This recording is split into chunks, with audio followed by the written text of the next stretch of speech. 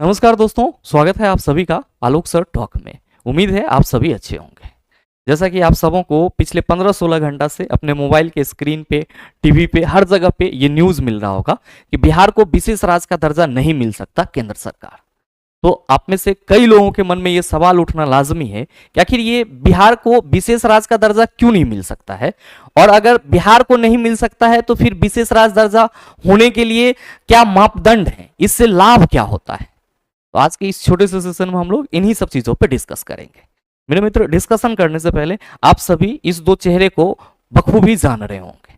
आप हैं बिहार के माननीय मुख्यमंत्री नीतीश कुमार जी, और आप हैं आंध्र प्रदेश के मुख्यमंत्री चंद्रबाबू नायडू जी। और इन दोनों लोगों की नजदीकता इस बार मतलब जो आपका लोकसभा चुनाव का रिजल्ट आया है उसमें पीएमओ के साथ देखने ही बनती थी। मेरे मित्र, सभी लोगों का कयास था कि जिस तरह से इस बार चुनाव के रिजल्ट आए हैं, चुनाव के परिणाम देखने को मिले हैं और जो सीट में उतार चढ़ाव हुई है, उस हिसाब से चंद्रबाबू नायडू जी और नीतीश कुमार जी दोनों का काफी अहम रोल रहेगा सरकार बनाने में, और रहा भी।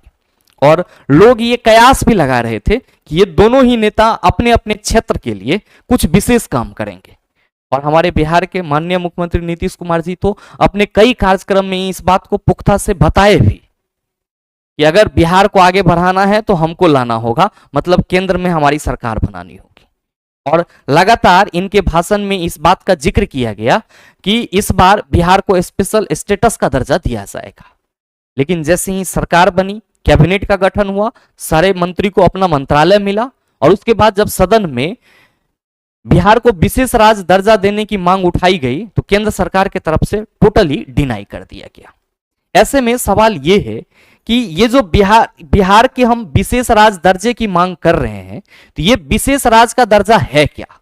तो आप सभी ये ध्यान में रखिएगा। पहला जो सवाल आप सबों के मन में आ रहा है कि आखिर ये विशेष राज्य का दर्जा क्या है, तो आपकी जानकारी के लिए मैं बताना चाहूंगा कि वैसे कोई भी राज्य जिनको विशेष राज्य का दर्जा प्राप्त है, उन्हें केंद्र से जो सहयोग मिलता है उसमें 90% तक राशि ऐसी होती है जो सब्सिडरी होती है, यानी कि राज्य सरकार को देना नहीं होता है। मात्र 10% जो राशि होती है वो ऋण के रूप में होती है, जिसे राज्य सरकार को चुकाना होता है। साथ ही बहुत सारे टैक्सेस होते हैं जो फ्री होते हैं। तो ऐसे में जो राज्य विशेष राज्य दर्जा प्राप्त हैं, उनके विकास में उन्हें केंद्र सरकार का एक कह सकते हो कि बहुमूल्य सहयोग मिलता है। और उसी सहयोग की अपेक्षा से हमारे माननीय मुख्यमंत्री नीतीश कुमार जी और जो आंध्र प्रदेश के मुख्यमंत्री चंद्रबाबू नायडू जी हैं, इन दोनों ने अपने अपने राज्यों के लिए स्पेशल स्टेटस की मांग की, ताकि हमें भी केंद्र की तरफ से विशेष पैकेज मिले, विशेष सुविधा मिले, हमारे ऊपर ऋण का दबाव कम हो और हम अपने राज्यों में विकास की गति को मतलब रफ्तार दे सके, हम अपने राज्यों का विकास कर सके। तो जब भी विशेष राज्य दर्जे की बात करते हैं तो आप सभी ये समझ जाएंगे कि इसमें केंद्र के द्वारा जो सहयोग राशि प्राप्त होगी वो क्या होगी सर, मतलब बहुत ज्यादा छूट पे होगी, और उसमें हमें कम ऋण देना पड़ेगा, और हम अपने विकास की रफ्तार को क्या कर सकते हैं, केंद्र के सहयोग से बेहतर तरीके से आगे बढ़ा सकते हैं। अब जो स्पेशल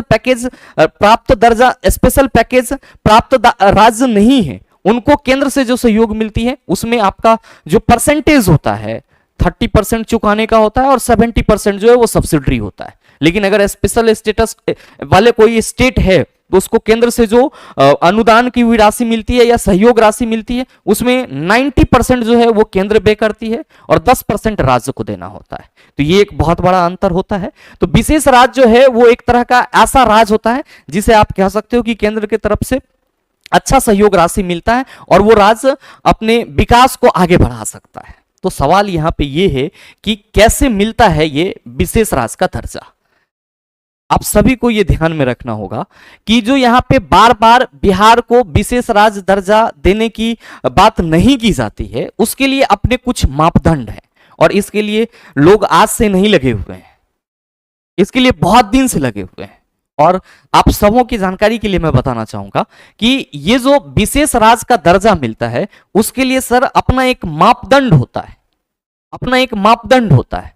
वो मापदंड क्या है तो ध्यान में रखिएगा कि अगर कोई भी राज्य पहाड़ी इलाका वाला है, कोई भी राज्य क्या है, पहाड़ी इलाका वाला है, या फिर उसकी जो भौगोलिक स्थिति है वो दुर्गम है, तो ऐसे राज्यों को सर विशेष राज्य का दर्जा दिया जा सकता है। दिया जा सकता है मतलब दे दिया जाता है ऐसा नहीं है, दिया जा सकता है, उस पर विचार किया जाएगा। दूसरा, आबादी घनत्व कम हो और पड़ोसी देश के सीमा के निकटवर्ती होना और आर्थिक एवं आधारभूत संरचना में पिछड़ा होना, राज्य की आय प्रकृति का निर्धारण न होना। मतलब वैसे कोई भी राज्य जिसका भौगोलिक क्षेत्र पहाड़ी है या फिर दुर्गम इलाका है, जहां पे आने जाने के संसाधन बेहतर तरीके से डेवलप नहीं है, साथ में आबादी घनत्व बहुत कम है, जो राज्य है वो पड़ोसी देश के सीमा से सटा हुआ है, कभी भी गोलीबारी हो सकता है या कभी भी किसी भी तरह की घटनाएं हो सकती है, अप्रिय आर्थिक और आधारभूत संरचना बहुत ज्यादा पिछड़ा हुआ है, राज्य की आय प्रकृति निर्धारित नहीं है कि राज्य का आय का स्रोत क्या है, तो ऐसे राज्यों को क्या किया जाता है, विशेष राज्य के दर्जा में रखा जाता है। जबकि मेरे मित्र बिहार के बारे में इसी मापदंड का हवाला देकर के क्या कहा जाता है कि बिहार में इस तरह की कोई बातें नहीं है और इसीलिए बिहार को विशेष राज्य का दर्जा नहीं मिलेगा, केंद्र सरकार की तरफ से यह कहा जा रहा है।